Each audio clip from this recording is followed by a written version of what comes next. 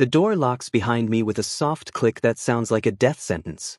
Why are you standing so far away, Jehu? Sherwook's voice cuts through the silence of the penthouse. We're married now. Shouldn't you be closer to your husband? My back presses against the cold marble wall as he stalks toward me, loosening his tie. This isn't the same man who barely looked at me during the ceremony. That Sherwook was ice, distant, untouchable, like he was fulfilling some boring business obligation. The Sherwook? His eyes burn with something that makes my skin crawl. I'm tired, I manage to whisper. Can we just talk tomorrow? He laughs, actually laughs, and the sound is wrong. Too pleased. Too hungry. Talk? Oh, we'll talk. He's inches away now, one hand braced against the wall beside my head. But first, let me tell you a story about a boy I met 2 years ago at the Horizon Gala. Beautiful, delicate, laughing with his friends by the fountain. My blood runs cold. The Horizon Gala. I'd crashed it with my college friends as a stupid dare. We'd only stayed 20 minutes before security almost caught us. You saw me there? Saw you? His fingers trace my jawline and I flinch. I became obsessed with you. I had my people find out everything. Your name, your school, your family's failing business, your favorite coffee order, the route you take home every Tuesday. That's insane, I breathe. That's love. He leans in, his lips brushing my ear. And when I discovered your father was drowning in debt, well, I just helped him sink a little faster. Made sure the only life raft was me. The room spins. You destroyed my family? On purpose. I saved them.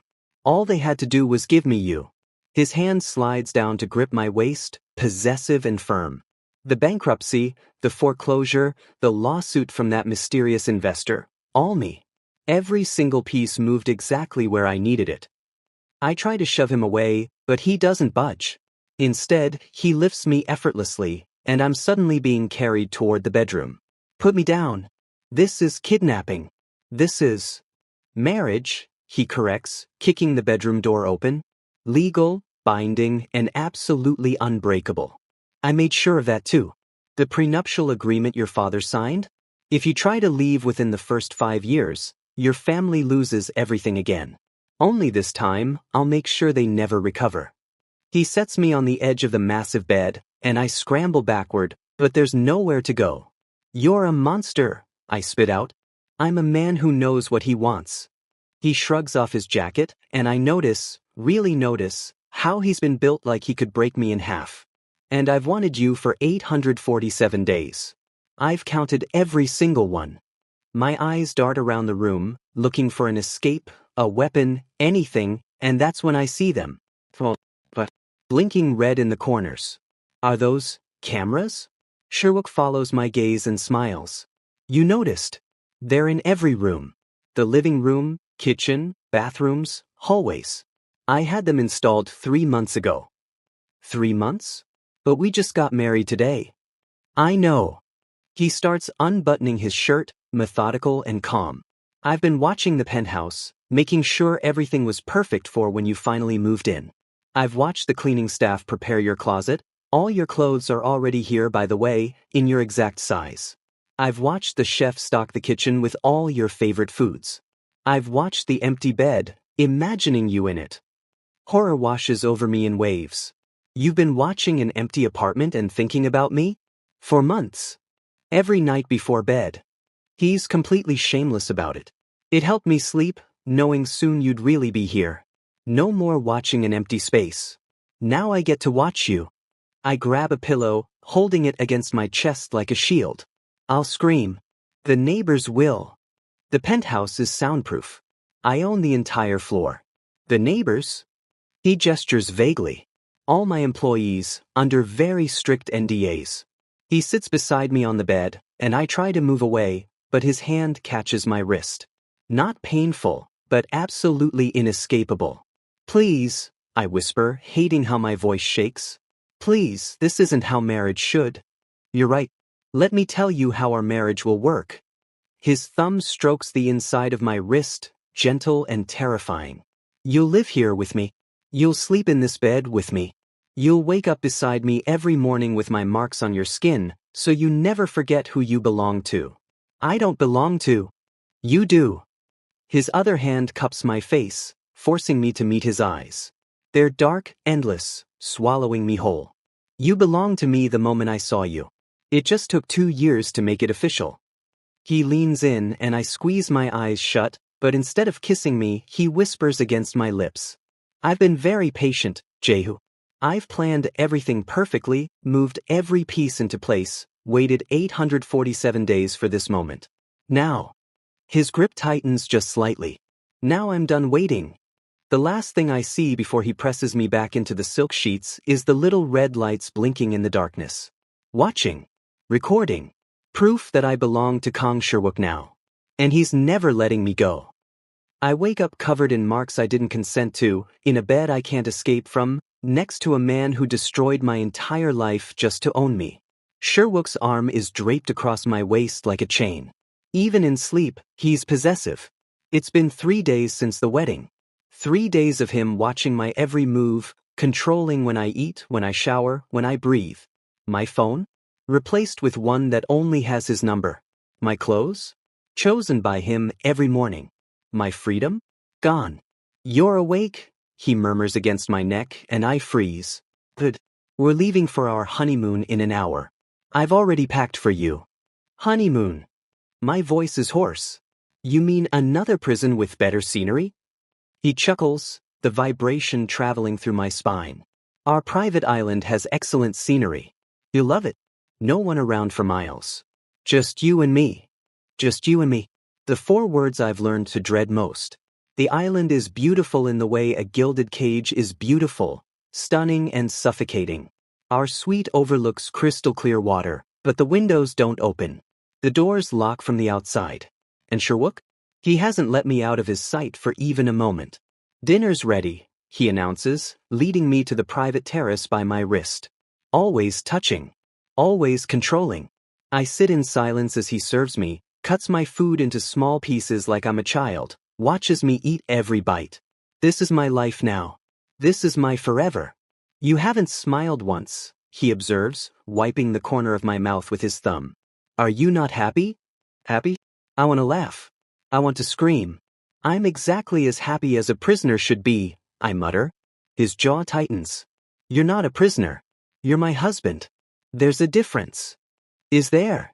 Before he can answer, there's a sound, a splash from the beach below. Sherwook's eyes narrow, and his hand immediately grips my arm. Stay here. Don't move. He disappears into the suite, and for the first time in days, I'm alone. My heart pounds as I peer over the terrace railing and, Jehu! A familiar voice hisses from below. Jehu, is that you? No, it can't be. Dal-Shik. I whisper, recognizing the figure emerging from the water. My ex-boyfriend.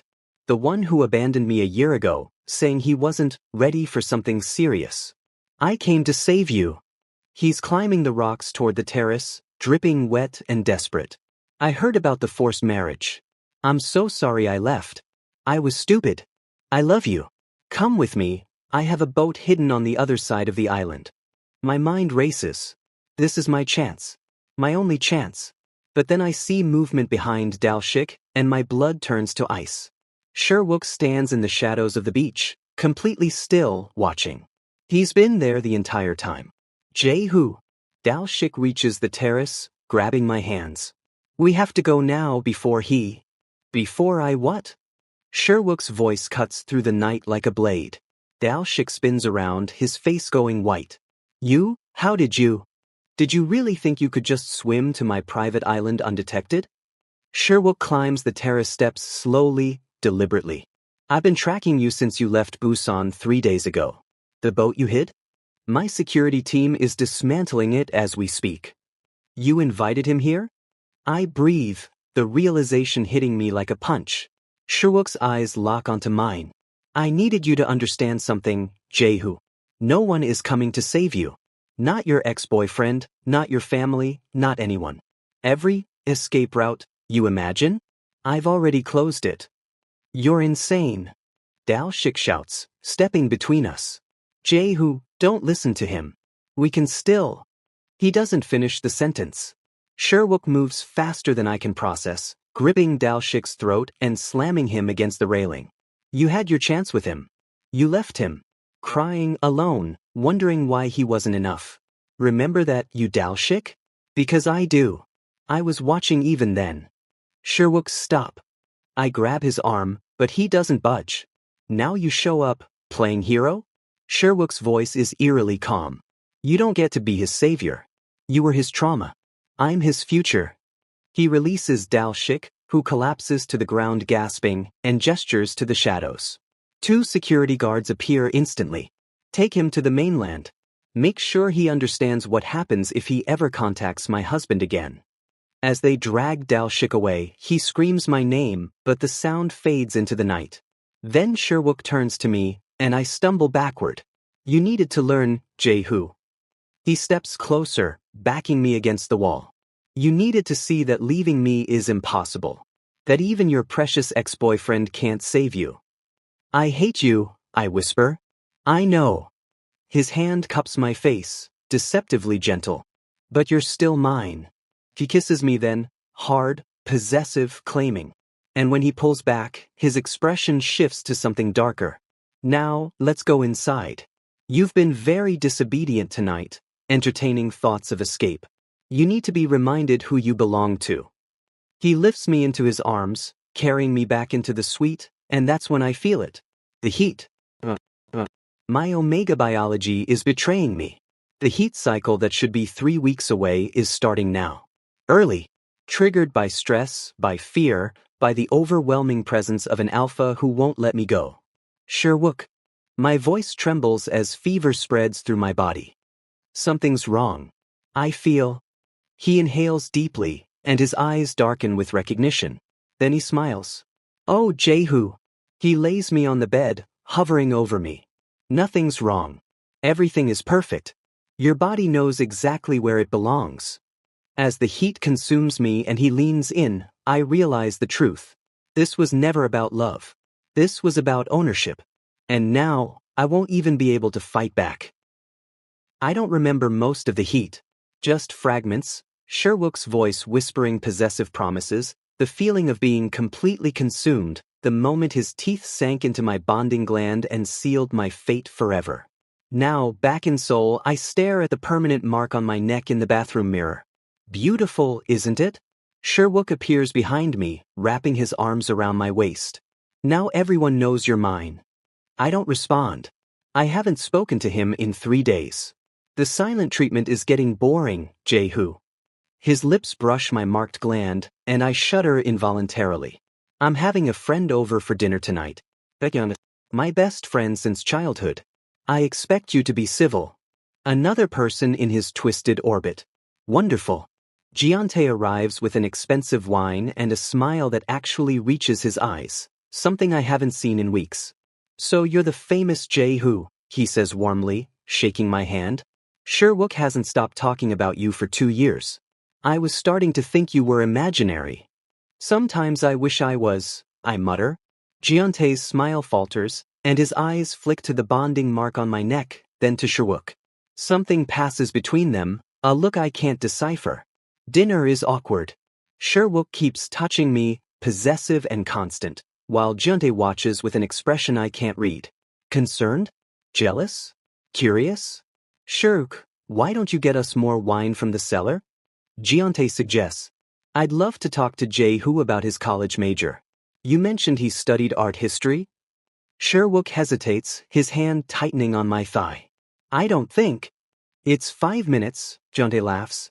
He'll survive without you. Unless you've literally chained him to your side. The challenge in his voice makes Sherwook's jaw clench, but he stands. 5 minutes. Don't move from this table, Jehu. The moment he's gone, Giante's entire demeanor changes. Are you okay? He asks urgently, leaning forward. Tell me the truth. I'm so shocked by genuine concern that tears spring to my eyes. I can't. He's done this before. Giante's voice drops to a whisper. 3 years ago. Another Omega. Lee something. They were engaged for 6 months, and then the Omega just disappeared.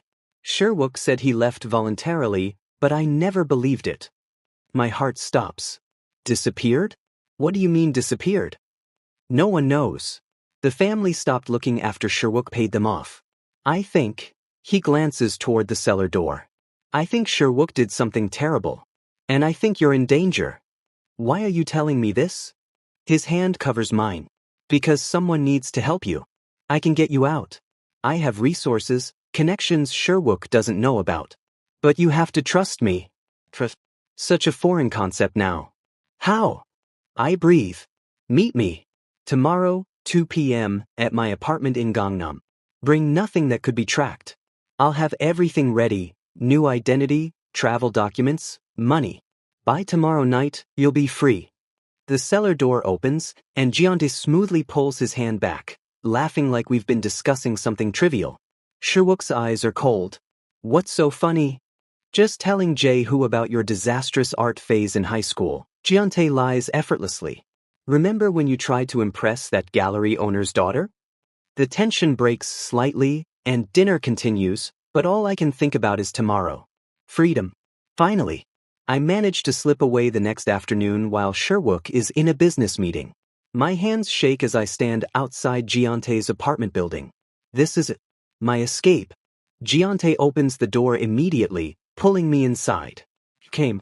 God, I was so worried you wouldn't. You said you could help me leave. I can. But first, he hands me tea. Drink this. It'll calm your nerves. We have a lot to discuss. I'm so desperate for kindness that I don't question it. The tea is sweet, soothing. The documents are almost ready, he continues, sitting close. Too close. Just a few more hours. You'll be on a plane to Singapore by midnight. Thank you, I whisper. I don't know how to repay. There is one way. His hand touches my knee, and alarm bells start ringing. Come with me. Not just to escape Sherwook. Come with me. Be mine instead. I try to stand, but my legs feel weak. Something was in the tea. What did you? Just a mild sedative. To keep you calm. To keep you from running. His hand slides higher. You don't understand, Jay. I've wanted you since the moment Sherwook showed me your picture 2 years ago. He got to have you, but he doesn't deserve you. I do. I've been planning this. Horror crashes over me. You're not helping me escape. You're taking you from myself? Yes. He leans in, and I'm too weak to push him away. And Sherwook's mother is going to help me. She wants you gone anyway. You're an embarrassment to the family, a common omega from a bankrupt household.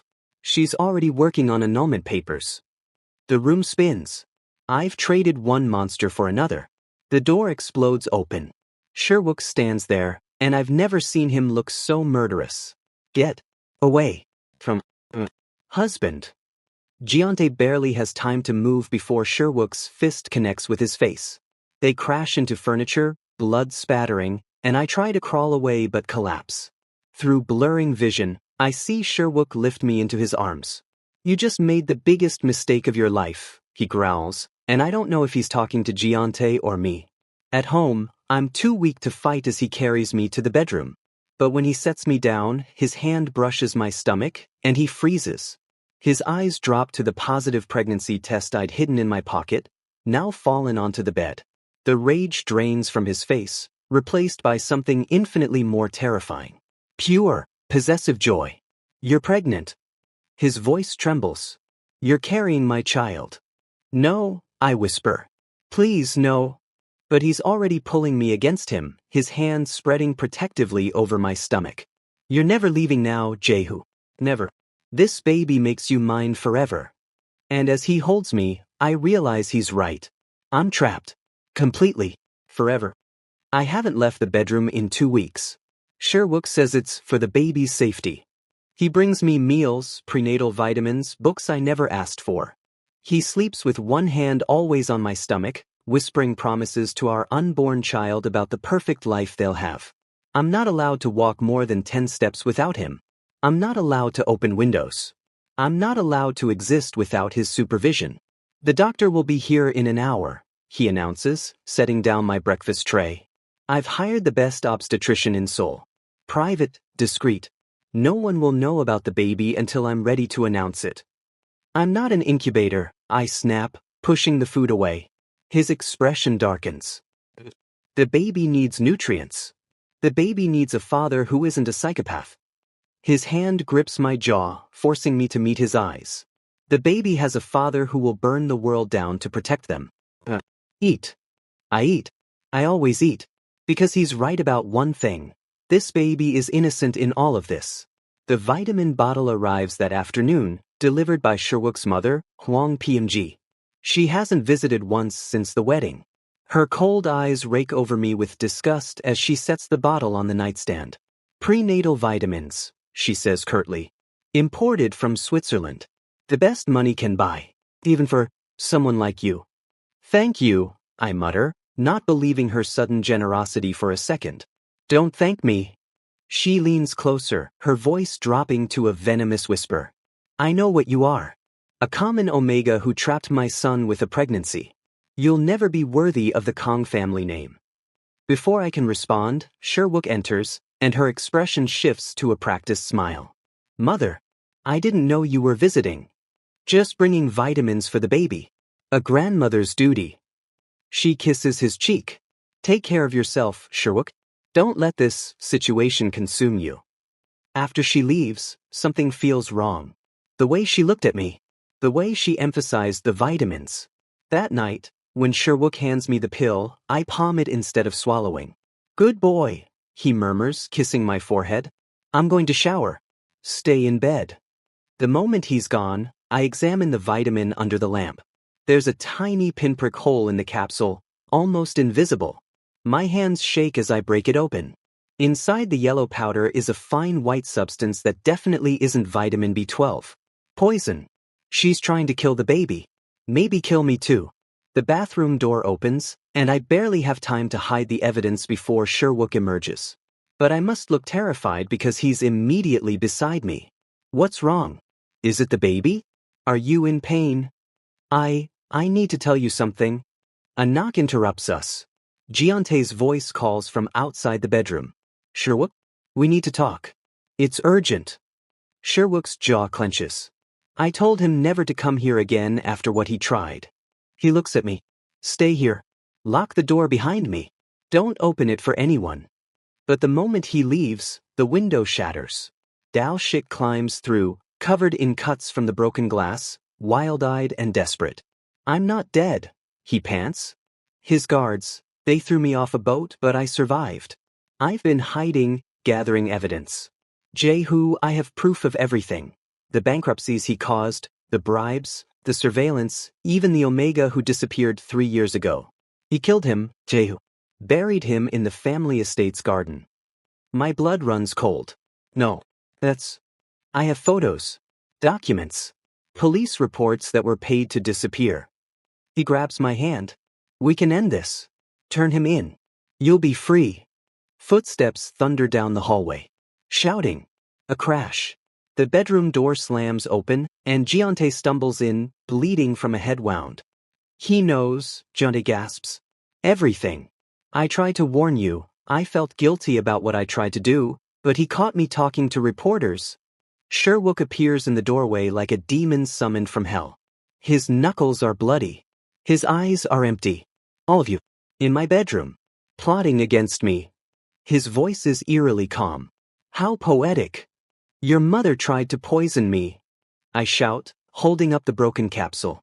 She's trying to kill our baby. For a moment, just a moment, something breaks in his expression. Betrayal. Then it hardens into something worse. No. He turns to Jun. You're working with her, aren't you? You told her about the pregnancy. You gave her the poison. I didn't. Giante's eyes widen. Sherwook, I swear I would never. You wanted him for yourself. When that didn't work, you decided if you couldn't have him, I couldn't either. Sherwook pulls out his phone. I'm calling the police. You're going to prison for attempted murder. Wait. Dao Shik steps forward, holding up a USB drive. You call the police, and this goes to every news station in Korea. Everything you've done. You'll be the one in prison. Sherwook looks at the drive, then at me, then at the vitamin capsule in my hand. Then he smiles. It's the most terrifying thing I've ever seen. You think I'm afraid of prison? He starts walking toward us. I've already decided. If my world is ending, I'm not ending it alone. He grabs my arm, pulling me toward a hidden door in the bedroom wall that I never knew existed. Sherwook, what are you? The door opens to reveal a staircase leading down. Down into darkness. Down into a fully furnished bunker with reinforced walls, a bed, supplies, cameras. A place where no one could ever find us. I built this the day after our wedding, he whispers against my ear. My backup plan. Our eternal escape.